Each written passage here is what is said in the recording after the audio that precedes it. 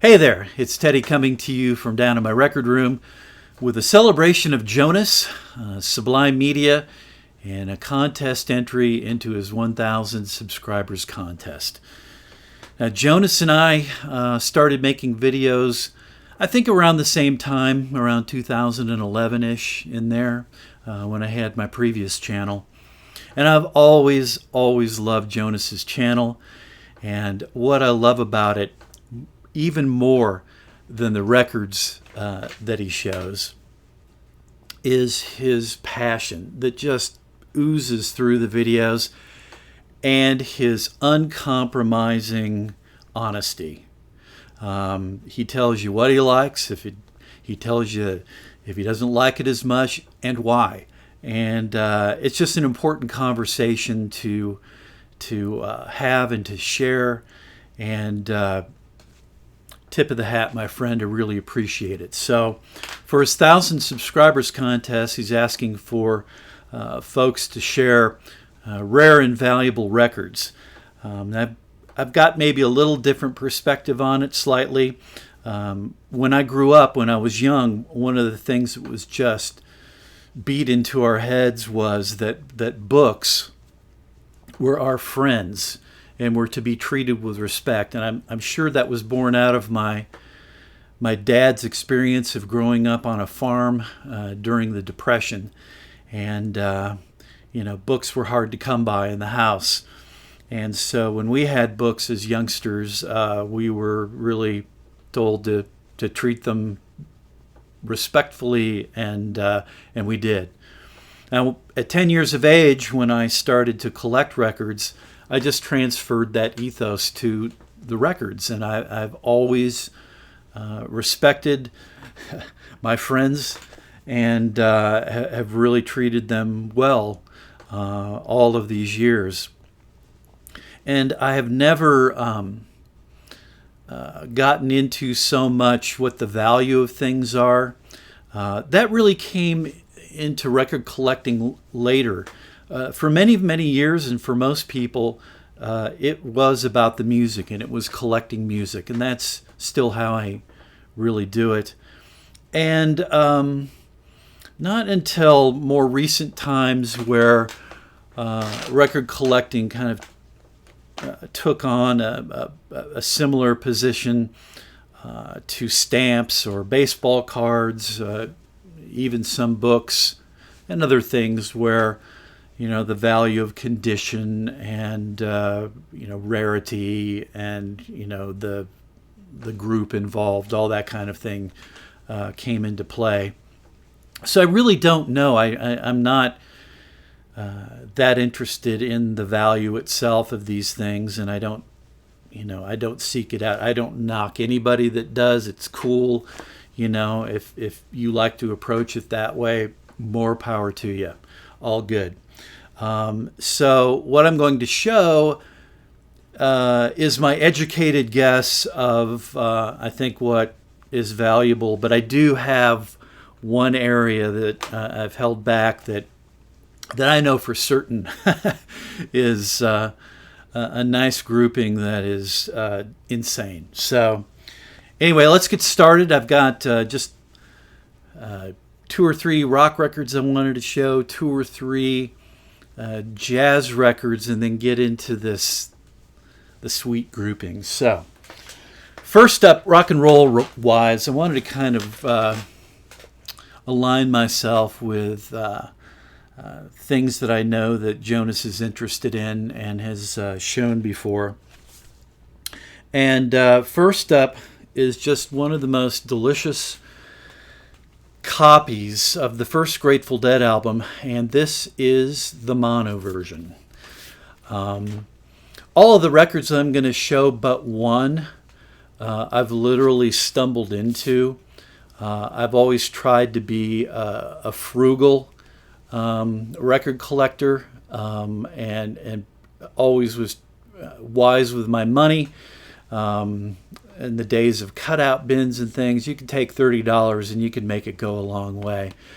I stumbled into this maybe 3 or 4 years ago, and let me show you. Here's the the label is different. They've got kind of a goldish tint, kind of a metallic tint to it that is different from the normal kind of olive green, olive drab color that they have for Warner Brothers. So yeah, this thing is a beauty, and the vinyl is just as clean and pristine. Next up, another 1967 release. The Grateful Dead was 67, and 67 is such a pivotal year for albums, specifically rock and roll, where the Beatles just really propelled this movement from 45s into LPs. And this one is very, very hard to come by in really good condition. And it's Frank Zappa and the Mothers of Invention and their first album, Freak Out. And this is a very, very early pressing that includes the note to go for the map. Now, the person who had this originally, I don't know if they got the map or not. It wasn't included, but that never was included in any of the original releases. Everything else matches up. This is just a stunning, stunning copy that, again, very, very pleased to have. This next one is just nuts. In the early 80s, I was working at a record store. I was a jazz and blues buyer, but I was unboxing an order that came through. We had, lots of stuff flowing through there, and restocking things from major labels. And we had ordered, a couple copies of the Rolling Stones, their Satanic Majesties request. And I'm pulling things out of the box, and I kid you not, this just appeared just as naturally as could be, but it was a still sealed lenticular cover, which I've never popped open because I already had another copy. God knows what this is worth. I don't know. But I'm sure it at least has a couple of zeros attached to it these days. But yeah, this is a real gem in the collection to have that. But yeah, just completely, out of the blue. Years later, it was, still on the shelf somewhere. Somebody popped it in the box, and there it was. So just amazing. Jazz-wise, this is one of the only records that I have truly pursued. And I championed this record a long time ago, and a number of people have picked up on it. It has since been reissued by Superior Viaduct, but I did come up with a sealed copy of Bill Dixon's Intents and Purposes on RCA from 1967. Oh yeah, I have popped it. I've got this. I have a Japanese version, and I have the Superior Viaduct version, and I can say that each one of them sounds different. The Superior Viaduct, they have brought the bass and the drums more forward. I still really prefer the original mix on this one, and it's just, yeah, I had to pay a little bit for it, and I will never regret it, because this is one of my all-time favorite albums, and I just wanted it as pristine as I could get. It's one of the few that I've ever wanted that way, and the gods were smiling on me, and I did actually get it. I've shown this one before. This was on the wall at a small record store in the town where my daughter was going to college. And it was so fairly priced. And again, it came to me organically. And I just couldn't pass up the cleanest copy of A Love Supreme that I've ever seen. This is a stereo version. and it is just a stunner. And what I paid for it was way, way, way, way, way under. Just silly. You may be asking, so where are all your cool Blue Notes? Most of the Blue Notes that I have, I collected in the 70s, and I found them in cutout bins. And they would have been, the blue label with the white, or it'd be like a silver or black B. And I've never felt the need to pursue further than that. As I said, cutout bins were just a great way of learning and filling up a collection very quickly. You get a couple of new releases and pad it out from the cutout bin, and it was just strange. There was a point in time where Blue Note records and classic Blue Notes were just filling up the cutout bins, and so I took advantage of it, and very, very, very happy with that. But man, I don't fault anybody, people like Anders or Lavelle that just run into these or pursue these beautiful Blue Notes. And man, again, another tip of the cap to you guys, but I'm okay with where I'm at with that. Here's one that's this thing's gone nuts in popularity, and then in rarity and in price, and it's a linchpin to where we're heading next.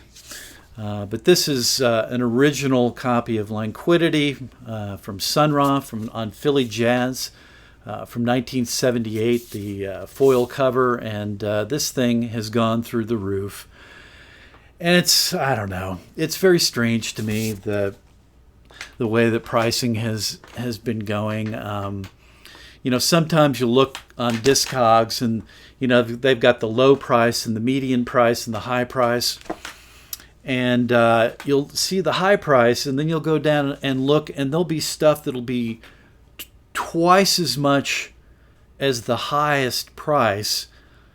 And maybe it's VG plus. I mean, I don't know. Maybe, I hope things come back down to earth at some point. But it's gotten a little out of control as far as I'm concerned. All right, here we go. Here is the real stuff. And this is, there's no question about this. So a little story, and I'm sorry, but in 1982, the record store I was working at caught wind that Sunhwa and the orchestra were coming to Kansas City, and they were coming for a 2-week stint at this club that no one had heard of or ever been to, but they're coming for a 2-week stint. And one of the guys that I worked with had a connection, and we actually worked it out, and we had an in-store visit, promoted it with Sunhwa. You might not think that he'd be into something like that, but he did, and he showed up, and that day I brought my trusty Polaroid camera, and yeah, I got him to smile. I got Sunhwa to smile, and got these 2 beautiful pictures of him. He was such a cool dude. Other members of the orchestra were hanging out, and they were in town, as I said, for 2 weeks at this club. And many of the guys in the band would come over to the store. They knew, they had some place to hang out during the day, and befriended a lot of us, specifically Danny Thompson hung out with us a lot. And anyway, I only missed one of the shows. And but one of the shows, I decided, I think I'm going to do a little bootlegging. And here is the cassette that I have from April 25th, 1982. This is a period of time when Sunhwa was dipping back into Fletcher Henderson, numbers, Duke Ellington numbers. On this particular night, they did an incredible version of Round Midnight. And John Gilmore, oh my God, was on fire, just on fire every night. Every night was different. Every night was delicious and beautiful. And it's just about the greatest concert experience I've ever had. One of the cool things is in between their sets, in the back of the room, that's right, they would hawk original Saturn, original Saturn, L Saturn, whatever they were hauling around with them. And I picked up as many as I could. And they were selling them cheap. And it is insane that, well, starts out, I mean, I couldn't believe that I scored a copy. This is a 1966 pressing of Sunhwa Visits Planet Earth. This material was recorded in 1956 and 58, but didn't come out until 66. I love it that the cover was, pasted on. It's got creases. I just love this stuff. Also, here's the label to show you. It came out in apparently a red and a blue label, and here is the red. So it's just some of that great late 50s stuff. When he's starting in the 58 stuff, he's just starting to edge into more and more avant-garde territory. So most of what they had, since this was 1982, was stuff that was a little bit more recent that they had stock of. This one here has had a different cover before, but it's Discipline 27 Part 2.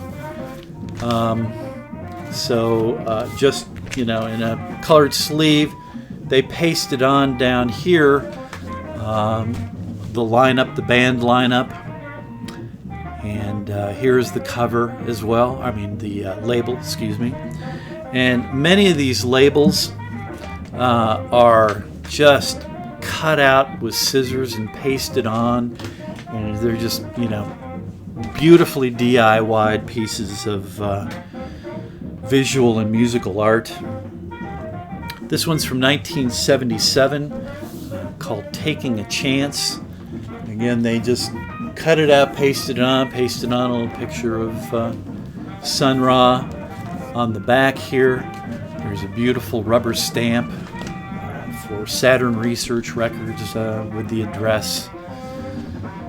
And again, another cool label. This one's a little bit more professionally done here. Then this one is called Media Dreams. This is from 1978. Sunhwa went to Egypt with a quartet, and so here they just literally taped on the track list and the catalog number, and again just really hastily put on labels. Just gotta love it. Another one of these 1978 live recordings in Egypt with the quartet is Disco 3000. They kind of pasted on this little kind of Xerox graphic, and again the title and the track lineup. And again, here's the label for you. Then we get into the early 80s. This was recorded in 79, but didn't come out until 81, so a year before they visited town. Days of Happiness, but this is where they started to draw on these sleeves and cut out and paste a little Sunhwa logo. And again, here's the label for you.